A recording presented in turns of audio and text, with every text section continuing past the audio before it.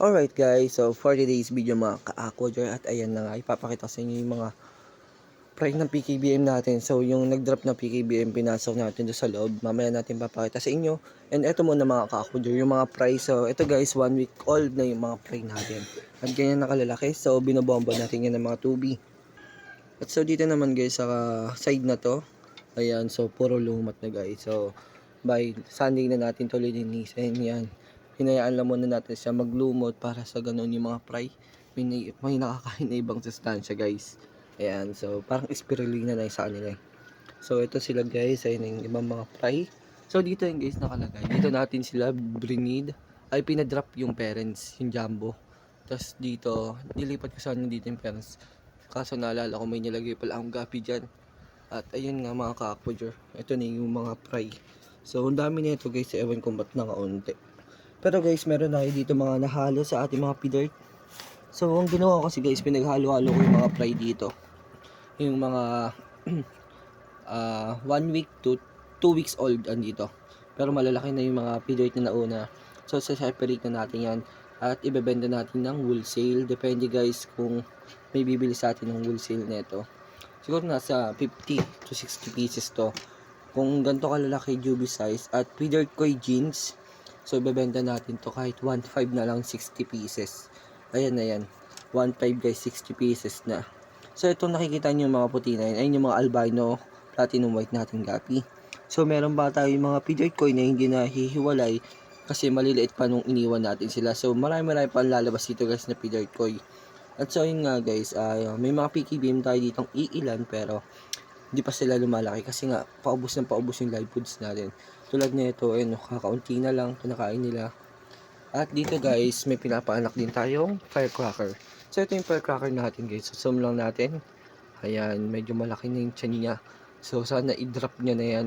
So yung mga ka-aquager, may nanghingi pala tayo ng konting knowledge sa binilihan natin ito. So ang sabi niya sa akin is huwag na natin samahan ng mail, hayaan na natin siya mag-drop dito ng kusa. So total naman daw maganda yung setup natin sa 15 gallon tank. At ayan, nagkakaroon na din ng mga algae. So maganda daw dyan, every siphon ko ng mga dumi niya, kalahating tubig, lagay tayo ng anti-chlorine, asin, tapos may sinabi pa sa akin, nakalimutan ko guys, pero update ko na lang kayo sa comment section. So ayun guys, at pa-drop na rin siya guys, ayun na. So siguro nag-drop na to ilan, hindi pa natin nakikita, bakit nakain niya. Albino kasi yan guys. So ang mga albino kasi is nangain talaga ng fry. So dapat may cage to, pero naisip ko, na-stress na kasi ginawa ko dati sa gapi yun. Na-stress yung gapi ko. At ayun nga guys, hinayaan natin siya, naglagay tayo ng red rubin dyan, no. Ayun guys, sa may gitna. So tinanim natin sa pot. Yan, no. So may mga live foods tayo umilalim doon sa may pot. Ayan, so wag muna tayo gaano lalapit sa kanya kasi nabubulabog siya. Then update natin guys yung kapatid niya, isang pregnant. Ito. Ayun, no. So yung isa guys, napapansin nyo nakahiga. Ayun kasi yung pinakamatanda kong FC balloon. Ayan po, ayan yung pinakamatanda kong FC balloon. Pero buhay pa yun guys So pregnant na rin siya. Brinid ko dito sa dalawang magaling ko mag-breed. Ayan, no. Ito yung breeder ko na male. Ito buntis na rin to. So ayun guys, nakakalangoy naman siya. Kaso nakahiga siya, natutulog eh. So ayan natin siya, baka stress na siya guys. Kasi nag-drop na yan, ang dami niya nag-drop. Promise mga kakulo, ang dami na i-drop niyan. So nabenta natin lahat yung fry niya. So kasi gusto ko ma-reset yung FC balloon natin para maganda. Tapos pala ito guys, yung albino coin natin. Red ear jeans is nanganak na rin. So may natira pa sa kanya guys eh. Ang nangyari kasi nung nilagay natin siya dito, ang daming fry. Kasi yung iba kinain niya kaya kakaunti na ibukod natin. Nandito lahat, pinapalaki natin. Diyan, ito yung mga natin, grooming session natin sa kanila. Tsaka to. Ayun, kasi para maliit yung tank pero marami sila nakakain na live foods. At ayan, so nakikita nila agad. Compare natin sa malaking tank. Pero pahirapan pa din ang kainin yung live foods natin. So ginawa ko sa 5 gallon muna sila. Ito rin, 6 gallon to eh. Para sa ganun mabilis sila lumaki. So ang dami na itong drop dito.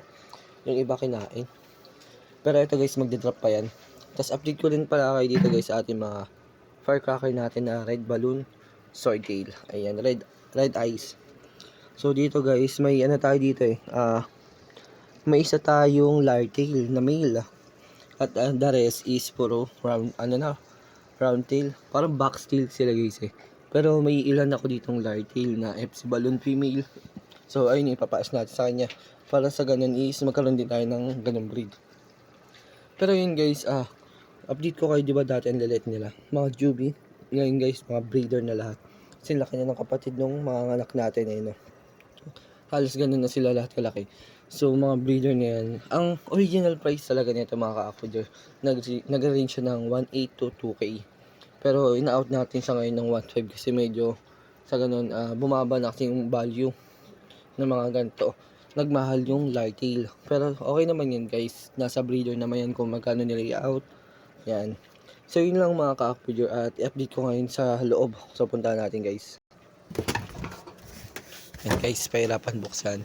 So ito guys yung sinasabi sa inyo mga PKBM natin yan. Dami. Yan. Daming PKBM yan. So ito yung lagay nila. 75 gallon tank. Pero iilan lang sila guys. 2, 4, 6, 8. 8 pieces lang yan guys. So yan. Ayun yung sinasabi ko sa inyo. So dito guys, setup natin 3 batcha. 4, 5, 6 na batcha guys is dito nakalagay yung mga albino koy nating iba. Ayan mga red ear male natin, ayan. Red ear. Yan. Mga Juby sizes, may PKBM tayo dyan. Iilan. Siguro mga 8 PKBM yun. Tapos dito guys, marami tayong P-dirt. Ayan yung mga P-dirt natin. So ito yung mga P-dirt natin. Yan may P-dirt koy tayo dun guys. Ayan, 2 male. 2 male na P-dirt koy. Pero hindi pure yung kulay na lumabas sa kanila, kaya consider ko muna silang kal. Ayan. So dyan konti muna sila nilagay. Pero yung mga kasama nila guys, pure. Hayaan na natin sila dyan kasi out of space na talaga ako guys. Tapos dito ganun din. May mga ano din tayo dito. P-dirt. Ayan Ayan yung mga P-dirt natin. So ito kasi guys is hindi masyadong nasisinagan ng araw, kaya ganang kulay nila. Pero pag na-expose natin yan sa sun, kasi ang daming plant sa ibabaw, kaya binawasan ko ganyan para exposure, ma-expose naman yung ano nila, kulay. So check natin yung mga nandun mga ka-afforder. Ayun nga guys, may anak na naman tayo dito nakita sa albino koy natin. So yung nangyari dito guys, tuwing umuulan kasi umaapaw to. So marami ditong fly. Yung nangyari, umaagos. Sayang lang. Pero ang ginagawa ko, pag may nakikita akong fly, bubukod natin. So isa lang naman to at malaki na. Siguro yan na natin yan dyan. Hayaan na lang na yan. Dito ko palagi sinalagay yung mga fly. Ayun ang daming fly niyan guys. Siguro nasa 30 na. Pero kukunti na lang nakita ako. Tapos dito guys yung mga full gold natin. Ayan, mga full gold. Ayun daming fly niyan guys. Full gold natin yan Ganito.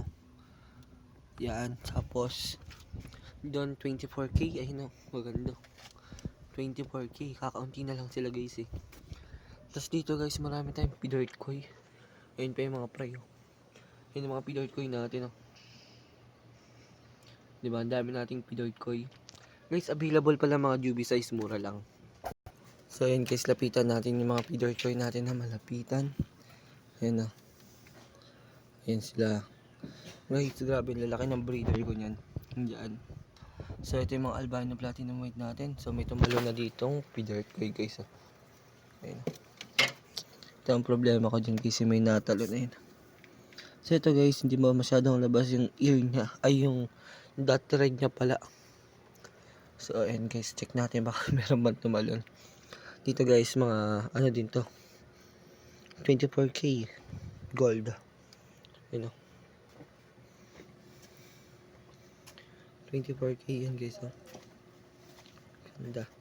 So ayun lang mga ka-aquajar. Happy fishkeeping guys. Peace out.